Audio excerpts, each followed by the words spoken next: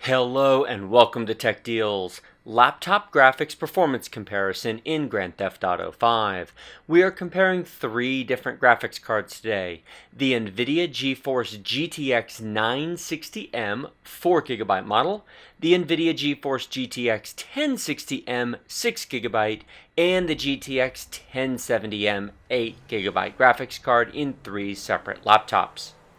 All three machines have the same CPU, Intel's excellent i7-6700HQ processor, 2.6 GHz base clock speed, turboing to 3.5, and all three systems have 16 GB of RAM. The three laptops that we are running today I have previously reviewed in other videos. Links to those reviews will be in the video description below. Dell Inspiron MSI Apache Pro and Asus Republic of Gamers Strix. Three amazing laptops, three different price points, $800, $1,200, and $1,600. What kind of performance do you get for the money? That's what this video is aiming to see. The MSI and Asus laptops are in their factory ship configuration. The Dell has been upgraded from its default of 8GB of RAM to 16GB, and a solid-state drive has been installed. The solid-state drive will not affect the performance much. The RAM will help a little bit. We are playing Grand Theft Auto 5 today at 1080p Full HD resolution, high and ultra detail, anti-aliasing is turned on, and VSync is turned off. Fraps was used for the minimum, maximum, and average game performance numbers that you will see at the end of this video, but it was not used to record the video you're watching. Instead, an external HD60 Pro hardware capture card was used. There is no performance loss. The laptops don't even know they were being recorded. The numbers in green at the top left corner of the screen are from MSI Afterburner, a free program that you can download from MSI.com to get more information about what your computer's doing in real time. I will talk more about those numbers in each section of the video. First up, GTX 960M on the Dell Inspiron laptop. This is a great value for the money for $800. True quad-core processor, i7, so it's hyper-threaded. It does come with 8 gigs of RAM, but it's been upgraded. It is a wonderful machine for $800. Again, check out my link in the video description below if you'd like to see the full review on it. Take a look at the numbers in green at the top left corner of the screen, MSI Afterburner. The first line you can see is our graphics chip, the 960M, and we are using 99% of it. The percentage is how much of the compute power of the chip we're using, and it's the limitation to more performance in this game. Now I have the detail set to high preset. You can see that in the upper left-hand corner, upper right-hand corner, and I also included it at the beginning of the video. If you want to go back and see, they are in fact all set to high detail. Now, Grand Theft Auto 5 on the PC is about a year and a half old. It's 3 years old on the consoles, but it's a year and a half old on the PC. It plays remarkably well on a 960M at high detail. If these details were turned up to ultra, it would not run nearly this well. The frame performance would be much slower. It would be very noticeable difference.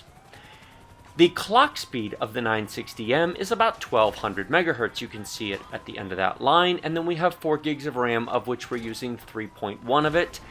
VRAM is not an issue in any of these tests. None of these three videos are going to be VRAM limited. If you had a 2 gigabyte graphics card, it would be, but 4, 6, or 8 doesn't matter because Grand Theft Auto 5 doesn't really use much more than 3 at 1080p resolution. Take a look at our CPU, the i7. This is one of the numbers you want to watch throughout all the videos.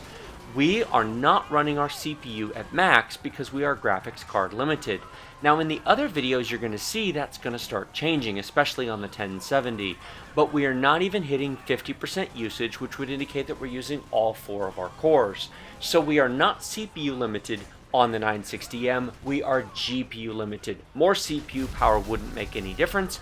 In fact, the i5 version of this laptop would play it just as well because we are limited by the 960M.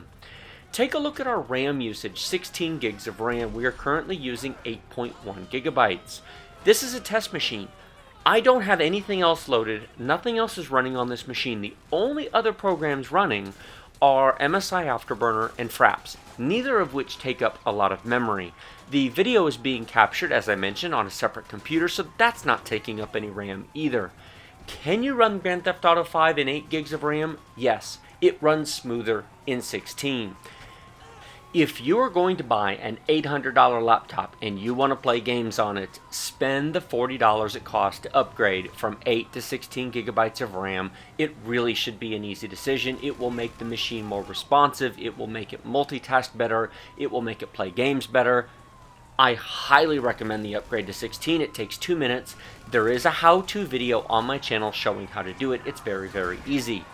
Now, it is true that I've added a solid-state drive to this machine. That doesn't really affect the performance. Once everything's loaded into your system RAM, the solid-state drive makes the game load faster. It doesn't make it run faster, so that's really not much of a factor. And then finally, you can see our real-time frame rate. Now, I'm driving in the rain, but I do want to tell you something. I'm only going to show you a couple of minutes of gameplay. I tested 15 minutes on each machine, driving in the country, driving in the city. I tried to do a wide variety of driving to get an accurate representation of performance rather than just doing a 2 or a 5 minute run. So the numbers you'll see at the end of the video are from a full 15 minutes of capture of all different kinds of driving throughout the game world in Grand Theft Auto 5.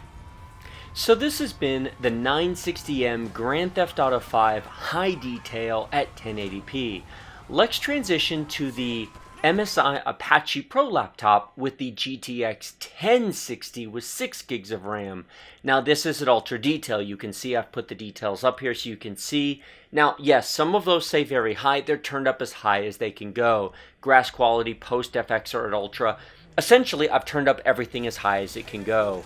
Now we're going to see how well this performs when we give this a much faster graphics card in the form of the mobile version of the GTX 1060. Take a look at our frame rate. We're over 80 frames per second. Now we're in the city. The city actually performs much better than the country. The grass and the trees kill the performance of this game. So I did drive in the country as well, and yes, the frame rate does drop by 20 to 30 frames per second. I'll show a little bit of that in a minute, but for now, we're driving around the city. Take a look at the numbers in green from MSI Afterburner. Look at our GPU usage. It's basically 100%. Now it does dip down a couple of times here. There it just dipped down to 89%. We are actually not GPU limited in a lot of this game. We are now CPU limited. Why? Look at our clock speed, 1200 megahertz there. It just jumped up to 1600 with those trees in the background. It'll drop down. There's 1200. This graphics chip can easily run 16 to 1700 megahertz, but it drops down to 12 to 1300 to save on electricity. The graphics performance is great. Look at this, we're at 80 frames per second. Take a look at the CPU usage. This has the exact same processor in it that the Dell did, but the Dell was running at 40 to 45%. Now we're running at 50 to 60, and it occasionally hits 70%. So not only are we using all 4 threads, but we're also using hyperthreading. So Grand Theft Auto 5 is taking advantage of more than 4 threads. Grand Theft Auto 5, being an open world game, is CPU dependent. Now you have to remember that while this is an i7 6700, it's not the same clock speeds as the desktop i7 6700. The desktop chip has a 4.2 gigahertz turbo speed, whereas this one has a 3.5, and this one does not actually run at 3.5 unless you're only using 1 core. In reality, right now, using all 4 cores, we're really running at about 3.1. At 3.1 gigahertz, we're CPU limited, which is why you will notice that the clock speed on the graphics chip is varying so much. When the graphics performance is needed, it ramps the clock speed up in real time. But when it's not, it ramps the clock speed down to save on electricity. This helps your battery last longer. Take a look at our VRAM usage. We are using a little bit more VRAM in this test than we were in the previous, but the details are higher. We're at ultra detail instead of high. So we're at 3.6 gigabytes. The fact that we have a 6 gig card over a 4 gig card makes no difference, although the RAM is faster on this card. Ouch, that hurts, than it was on the other one. System RAM usage is about the same, just under 8 gigabytes. So this has been the gameplay on the GTX 1060 mobile chip with 6 gigabytes of VRAM. That's gotta hurt. And they didn't die, they drove off. How about the 1070 with 8 gigs of RAM on the Asus Republic of Gamers Strix machine? Same graphics details, everything's cranked to the max, anti-aliasing on, VSync off, 1080p. How well does it perform? Spoiler alert! Watch the real-time frame rates in the upper left-hand corner of the screen and you might notice something interesting. They look an awful lot like the frame rates on the 1060M. Why could that be? Let me give you a heads up. This game performs exactly the same on the 1060M as it does on the 1070M because we are completely CPU limited. Take a look at our 1070 top line. We're only using half the card. This card has a tremendous amount of graphics performance, but our CPU is not able to make use of it because we're playing Grand Theft Auto 5, which tends to be a CPU-dependent open-world game. Look at our CPU usage. It's about the same as it was on the MSI machine. 50 to 60%, you'll see it jump up to 65 to 70% a few times. You'll see our VRAM usage is 3.6 gigabytes. It's basically the same as it was on the last machine. Our main system RAM is a little bit less than it was on the other two machines, 6.1 gigabytes, which is a little less than it was on the other two. That may have to do with the part of town that I'm in, or how long I was playing, or what I was doing on the machine beforehand. So it's a little bit different. Otherwise, the performance is identical. The minimum, maximum, and average game performance numbers were very similar. The only differences between them are just because I was driving in different areas of town. Don't ever do that. Oh man, jumping out of the car while it's running, that's just crazy. How about we just spawn ourselves a brand new car and drive off? The cops are going to be like, how in the world, where did that car come from? It just appeared out of thin air. We must be in the Matrix. Back to the first line. One interesting difference between the MSI Apache Pro laptop and the Asus Republic of Gamers Strix laptop is how they handle what you need when the graphics chip is not fully needed. On the Asus laptop, the GPU usage is scaled down. We're only at 50 to 60% usage on our graphics chip, but the clock speed is holding steady at 1800 megahertz. On the MSI laptop, which has the 1060, it was maintaining 90 to 100% usage at all times, and it was scaling the clock speed back. You get the same effective performance. More usage at a lower clock speed can be effectively the same performance as less usage at a higher clock speed. But it's interesting to see how the two laptops handle it. Whether that has a substantial effect on battery life, I simply don't know.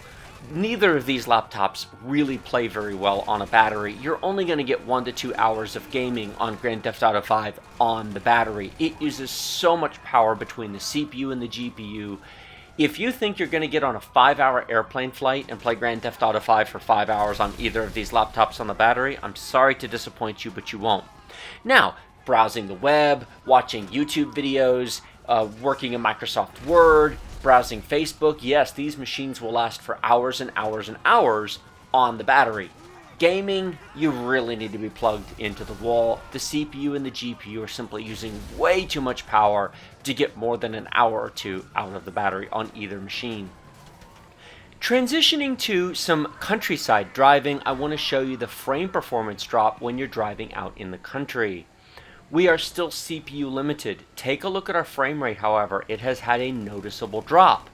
Our CPU usage is still up, but our graphics chip has nothing to work with because of the CPU. This was the case on the 1060 MSI laptop as well. The countryside is just slower than the city is. Now, I have borrowed this big rig from its owner, who I'm sure won't mind me just driving a little bit. Oh, sorry about that, Mr. Police Officer. I feel terrible. Really, I do. So I'm just going to do some driving here for just about a minute because I want you to see what happens to the performance in the countryside with trees and grass as opposed to the city driving where we were getting 80 plus frames per second. I said before there's a 20 to 30 frame per second drop in the country, and here you go. It's a 20 to 30. Now I know there's fog, but it doesn't make any difference. I did country driving on the 1060 as well, and it looks basically the same. It's the grass and the trees and the larger environment, and just whatever is the country is what causes this to be slower.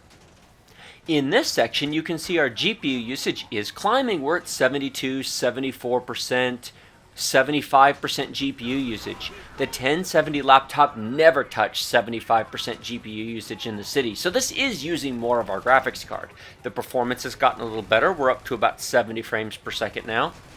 All of these comments should tell you one thing. Grand Theft Auto 5 needs a good CPU, and it needs a quad-core CPU, either an i5-63HQ or an i5-6700 HQ. Do not get a CPU that has a U at the end if you want to play Grand Theft Auto 5. Get one that has an HQ. We're talking about laptops here, not desktops. The HQ processors, all of them, have 4 real processing cores. All of the processors that end in a U, okay, that hurt. I think that broke my truck. All of the CPUs that end in a U are dual core, even the i7s. An i5 and an i7 laptop chip that have a U letter at the end of it, they're all dual core processors. Don't buy any of them if you want to game. Now, they're great for email, web browsing, video, Microsoft Office, Facebook. There's no issues there, but if you want to game, get an HQ processor, not a U processor. Last point, then I'm going to show you the results. Grand Theft Auto 5 is a year and a half old, and it's heavily CPU dependent. What the results are going to show you is that there is basically no benefit, or not much of one, in buying a GTX 1070 laptop versus a 1060 for Grand Theft Auto 5, because we're CPU limited and the i7-6700HQ is about as good as it gets. Yes, the i7-7700HQ Kaby Lake is coming out. New laptops are being released with it. Sure, when those come out, by all means, get a Kaby Lake instead of a Skylake. But it's not going to change the outcome dramatically because Grand Theft Auto 5 doesn't need more CPU power, at least not at 1080p. Now, if we had a 1440p or 4K laptop, that would be different. But the vast majority of laptops have 1080p screens, which is why I'm testing these at 1080p. Last point, I will do game performance comparisons between these 3 graphics chips in newer games, Rise of the Tomb Raider, The Division, etc., and you'll see a difference in those. But I'm starting with Grand Theft Auto 5 because A, it's popular, B, I enjoy playing Demolition Derby with the cops, in the game, not real life, don't worry, and it's just cool. What can I say? Speaking of cool, watch that motorbike carefully, watch that, and boom! Sorry, guy, uh-oh, I'm in trouble. I don't think my big rig is going to survive that. Quick, to the results! Well, that's one way to get to the results. And here we are. Let's start with the Dell Inspiron with the GTX 960M. At high detail, we had an average of 53 frames per second, a minimum of 40, and a max of 68. How about the Apache Pro with the GTX 1060M? An average of 68 frames a second, 42 minimum, 106 max, but please note that's at ultra detail. That has way turned up from the Dell Inspiron. The Asus Republic of Gamers with the GTX 1070M, 66 frames per second average, minimum of 44, and a max of 94. Wait a minute, you say? It's 2 frames per second slower on a 1070 than a 1060? Yes, we're totally CPU limited. I was driving in slightly different areas, doing slightly different things in slightly different situations. I could rerun these tests 3 more times on each machine, and those would flip-flop back and forth. We're completely CPU limited. More graphics performance will not make any difference. A GTX 1080 laptop would not run this game any faster. You're seeing the limits based upon that i7-6700HQ processor. Each of these laptops will be revised in the next few weeks with an i7-7700HQ processor. Should you buy that one when it comes out? If it's basically the same price, absolutely. Now, the 7700 is the same chip but at a higher clock speed. Some games it won't matter on. Grand Theft Auto 5 it will. It would show more of a difference because it's running at a higher clock speed. Like this video if you like it, share it with your friends if you loved it. Remember to subscribe to my channel using the big huge red button directly below this video. Questions and comments in the comments box, and as always, check out my video description below. Links to my full playlist of videos on each of these machines. I've done multiple reviews on these laptops. Links to Amazon and Newegg where you can buy these laptops if you found my video helpful and useful. If this informed you in any way and you want to help me out, use the links in the video description. That's what they're there for. Thank you so much for watching my channel. I will see you in my next video.